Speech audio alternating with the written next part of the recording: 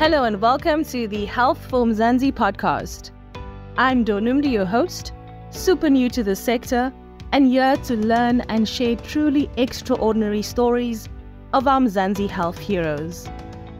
Today we will share a tale of unwavering determination, resilience, and the power of compassion that's transformed not only the life of one remarkable woman, but an entire community.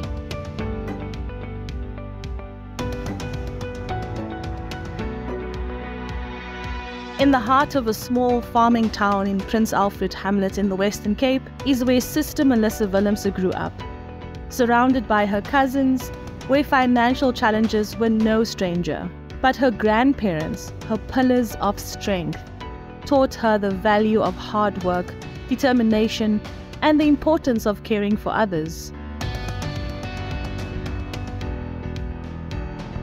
Melissa's determination to break free from the cycle of poverty was undeniable.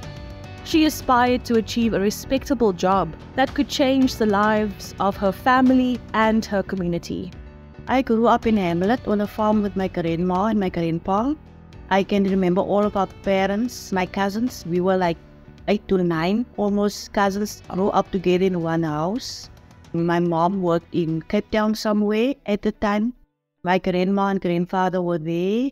He was the only provider because my mom and her sisters, it was also working in Cape Town. They didn't earn that much. So you can think 8 to 9 cousins only on a grandpa's allowance. Most of the days I was waking up in the morning, then there's no tea or something to eat. Then my grandma will make a plan during the day for us to have something to eat to provide for us. Growing up with my grandparents was actually a struggle for me, I would say, because I took part in sports. I was a sports person, netball, cross country at that time. Today, we're actually making fun, me and my cousins, about that. Every Saturday, it doesn't matter where we had to go. If it's Port Elizabeth, or if we go and have sports in Bellville, or in Ceres, or if I go to Johannesburg. I remember we went on a tour for a week to Oudtshoorn, Port Elizabeth, Knysna for a week. Then my grandma just gave me a free rent.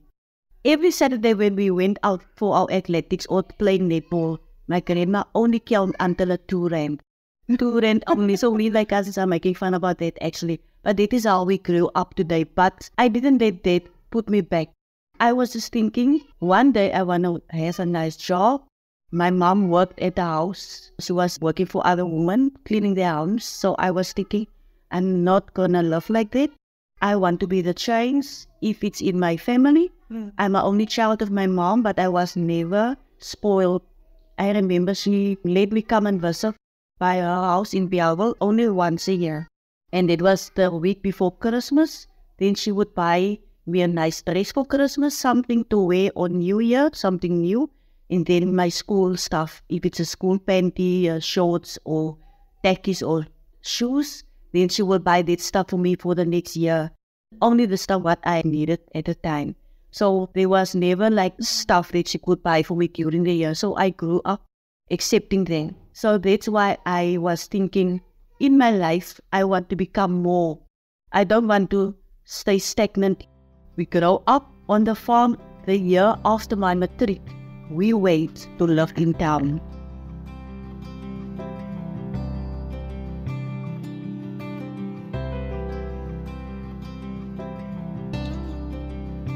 Little did she know that her journey into the healthcare sector was about to begin in an unexpected way. As a forklift driver in a cold storage facility, her manager noticed her potential and insisted that she attend first aid training. This is where her caring for others ignited a passion for nursing in her. This is a very funny story. After my matric year, I went and worked at Rhodes. That was Setco at the time. So I was a forklift driver there for 5 years. I worked with men, with guys only, in the cold stores. And then they came out the act at the time. For every 50 people on the premises, they're supposed to have a first aid officer. All the injuries, stamps, contusions, whatever, for that person, they had to point up that person there for that person to help the patients or your co-workers. So my supervisor, maybe he saw something in me. He just sent me to do the level 1 first aid course. Me, on the other hand, wanted to go into the police. I applied to the police. I wait for induction. I wanted to go to the army, but that never worked out because I never even got a reply. So my manager sent me, just write my name for this first aid course level 1. That was now the CPR, only the basic life support. And I was a little bit angry because I was thinking, you didn't ask me. I don't even know what this is. And he just said, Melissa, just go. Just go and see what is going on there. I can still see him showing me with a hand. Just go. So I went, and then we did the CPR, and then we did wounds. And then I was thinking, but I like this. I like turning the bandage around someone's arm or finger. I love this. So I went and did that at work. So if anyone got a small injury or something, then I would treat them. The sister there on the premises, she usually gave us a first aid box with some stuff in. She taught us what is what and what to do. And then if anyone get injured, then I will treat them. And if it's more severe, then they will go to the sister. And at the end of the month, she would want our stats. So then it went on for a year. And then she said, but you are really good in this. And then she, the sister at SEPCO at the time, worked together with a staff nurse. I was not a nurse. The staff nurse went and studied to become a sister. So now the sister needs a staff nurse to work with her at the clinic on the factory premises. So then the sister said, but you have the potential. You must go on further your studies and further your career in nursing. And then the factory sent me to do my level 2 and my level 3 first aid course. Then they appoint me in the staff nurse position at the time. I think that was only God.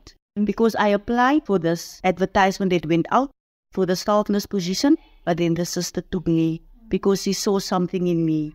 But that was how I find that this is what I love. I love to be there for people.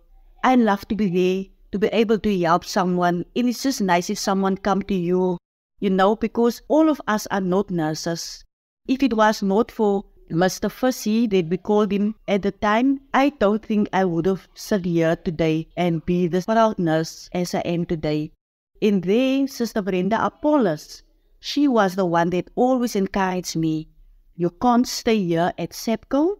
You must go further because there is more into you than this. And as I was working there with her for another 5 years, I saw that this is where I want to be. I want to be a nurse. Now I want to go out and go and work in the hospitals. And I resigned there in 2008. In 2009, I applied for this assistant nurse course. And then 2010, I start my course and I finished the course 2010 November, end of the year. 2011 in March, I received my certificate as an assistant nurse. So I applied the same day when I got my certificates. I registered, certified it, and then I applied to Worcester Hospital. I didn't even know that the forms must go to a certain person. I just sent Worcester Hospital, but God put my application into the right hands. And I started working the 1st of June in Worcester Hospital for 3 years as an assistant nurse. And there, I applied again to become a staff nurse, another level higher. And I worked, they paid my full salary. I studied through the hospital. They paid my full study.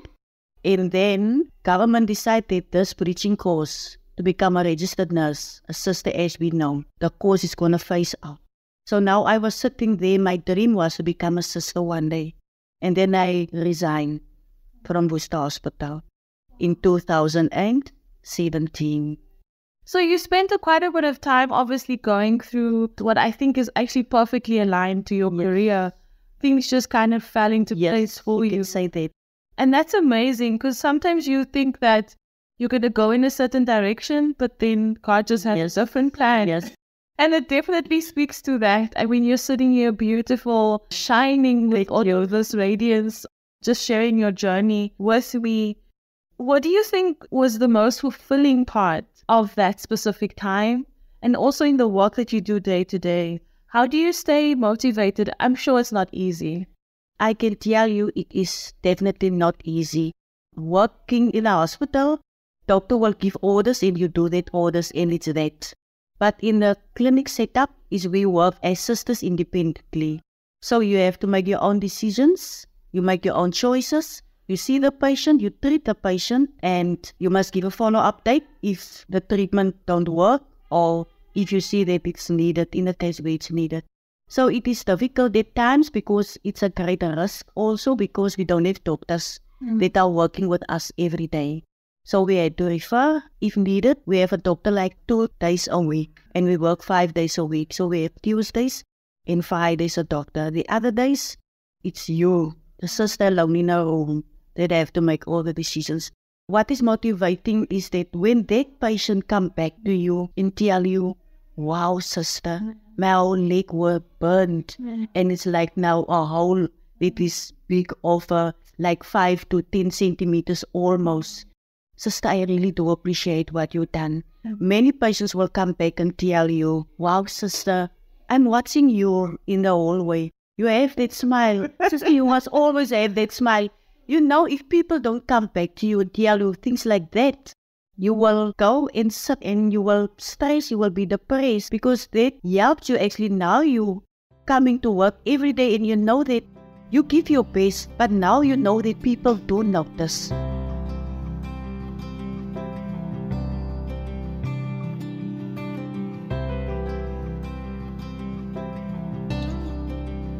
But life took an unexpected turn when Melissa was diagnosed with cervical cancer after a routine pap smear. She underwent surgery, a painful and emotional challenging experience. Yet her resilience prevailed, and she emerged more determined than ever to raise awareness about early detection and prevention.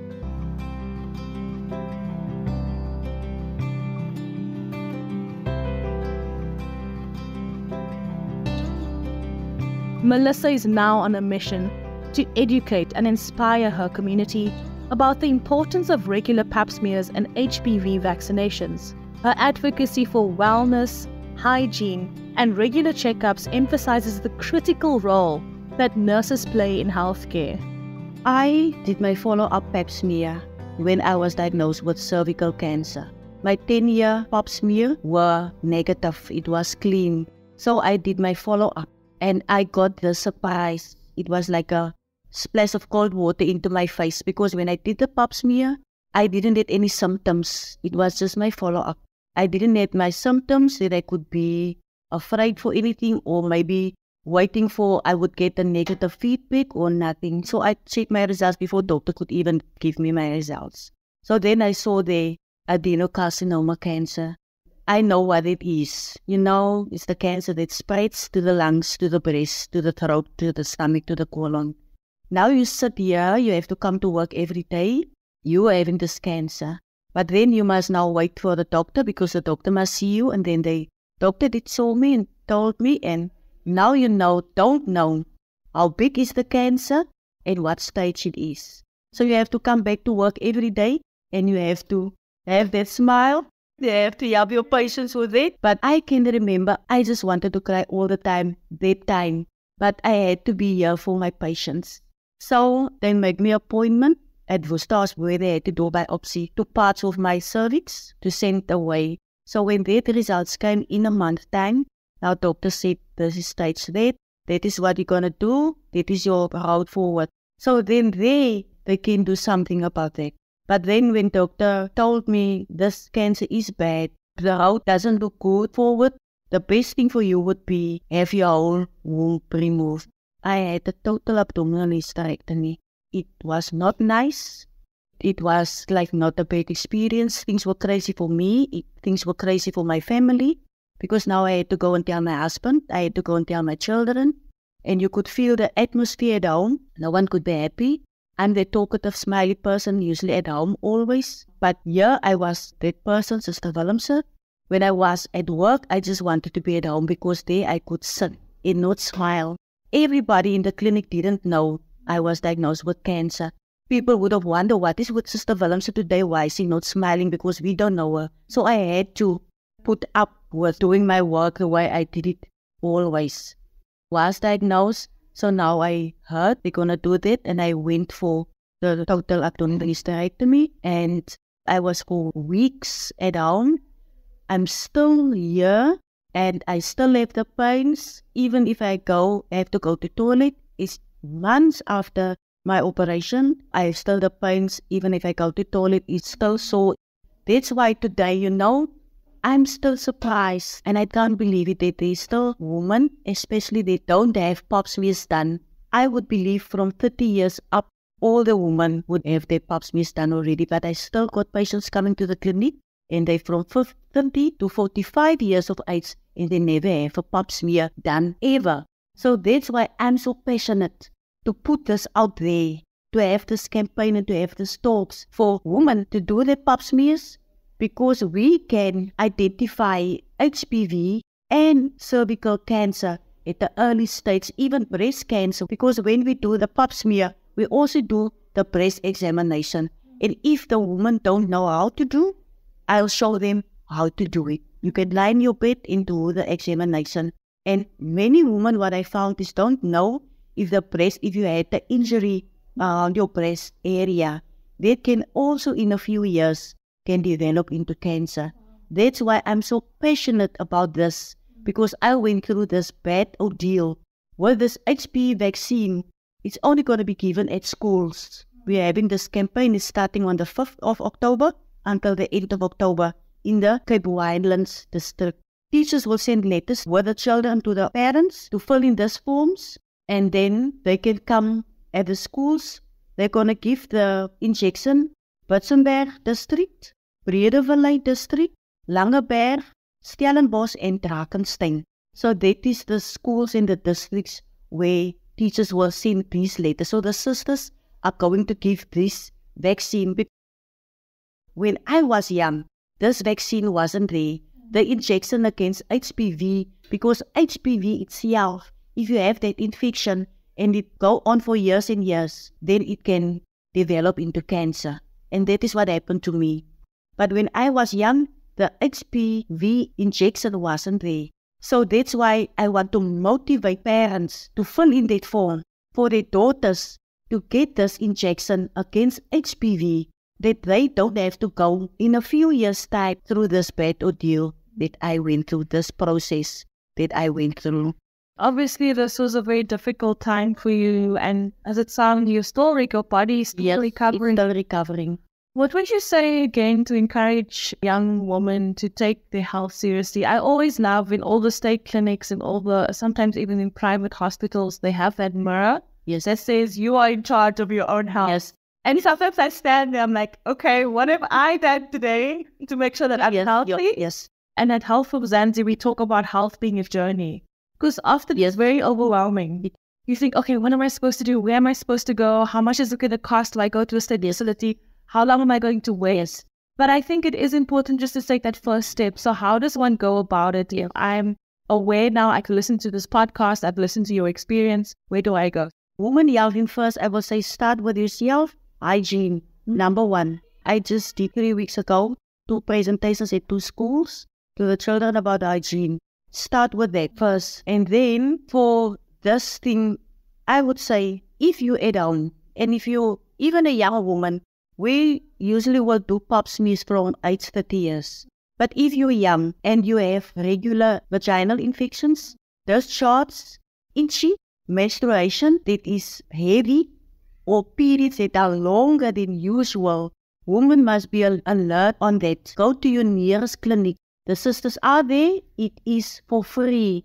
Go and talk to your sister. Tell sister, I have this regular itchy.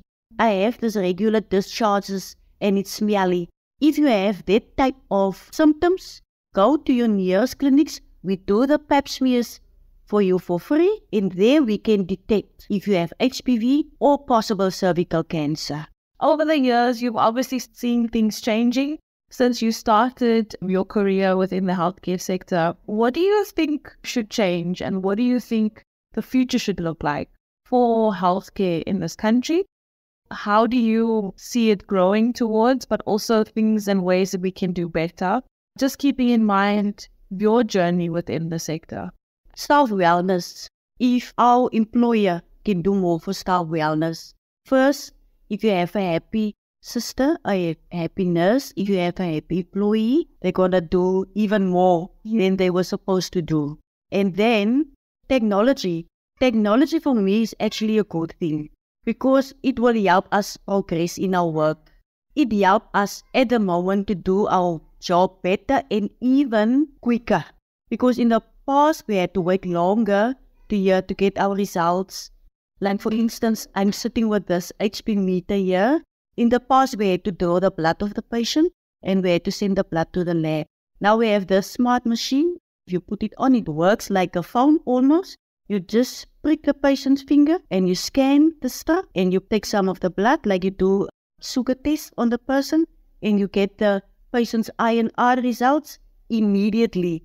So now the patient don't have to go back and wait until we have to change the medication. So we have to add or make the medication less if the INR is high or less. So technology, I would say, is also a very good thing for us. Stay motivated, sisters, in what you do, because I believe all of us, there's a reason, because like I said earlier, not all of us can do this, what we do. You must have some balls to do what we are doing. Stay motivated, keep your passion. I know we have our ups and our downs, but take the challenges that come with it. And even if you accept technology, I work with nurses, they don't want to accept this new technology, but it's a great help for us. It's a great help, not even for us, but for the patient's sake.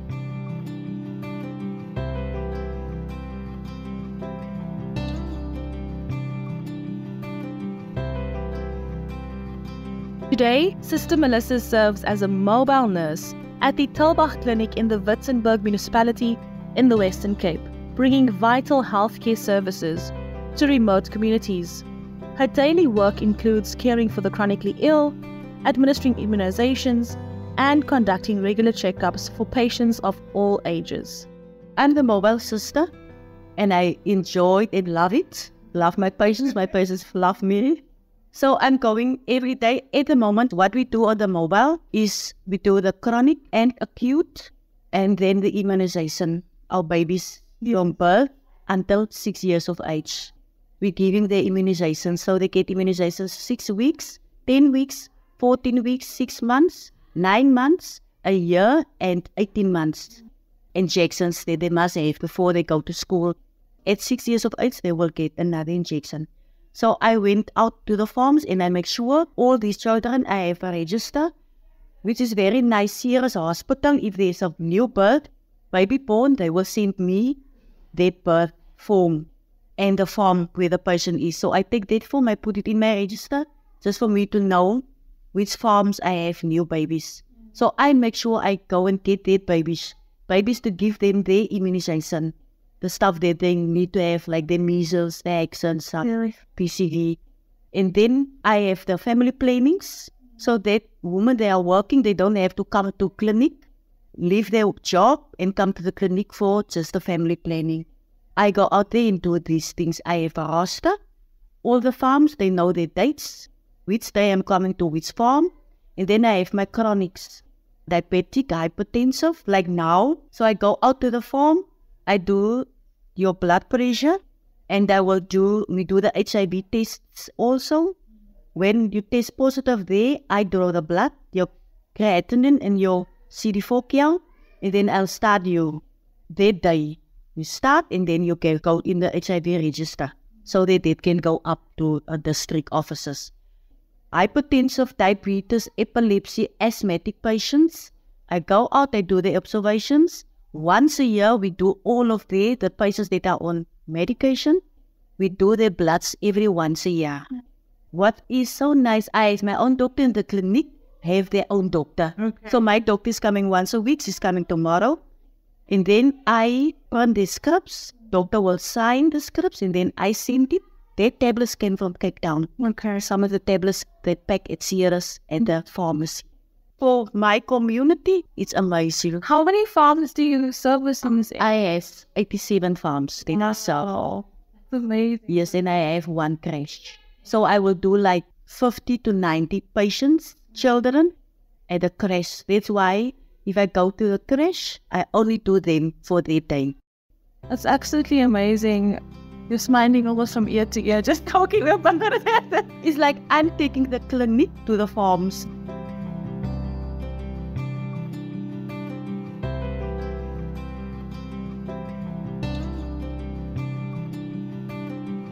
Her story is a testament to the power of determination, resilience, and the unwavering commitment to helping others. She embodies the spirit of compassion and the pursuit of a brighter future for all. Melissa's message to fellow nurses is simple but profound. Take care of yourself to better care for others. I think I'm going to repeat that one. Take care of yourself to better care for others. We must at least try and do once a month also our observations, because we never do it. I never did for the year my sugar check or blood pressure, HP. We never do things like this. To all my colleagues, it doesn't matter wherever you are, because this is a thing of the nursing staff. In our profession, because we have a love for what we do and we just want to be there for the patients. But at the end of the day, we forget ourselves because we just push and push to help the other patients. For my colleagues is take a step back in your everyday work life and look at yourself and try and observe yourself. Like I said, look in the mirror. What can I do for myself today for health reasons? Keep your hand on yourself because we can't be sick to help our patients. And for the patients, I would say you must be so happy to have us here to do this. The clinic look like this every day and they get the help for free. Just come to the clinics or wherever you can get the help. You will wait for a little bit of time, but I can assure at the end of the day, if you get your help, it will be the best help that you will get. Wow, what an inspiring woman in Mzansi's healthcare sector. We hope that Sister Melissa Willemse's incredible journey serves as a source of inspiration for you. Remember, resilience knows no bounds, and compassion is the heart of nursing. Until next time, stay strong, stay dedicated, and keep caring, just like Sister Melissa Willemse. And that's a wrap. I can't wait to share more incredible Mzansi health hero stories with you weekly. From me, Donumdu, our technical producer Megan van de Vent, and the rest of the hashtag Team Health for Mzansi, bye for now.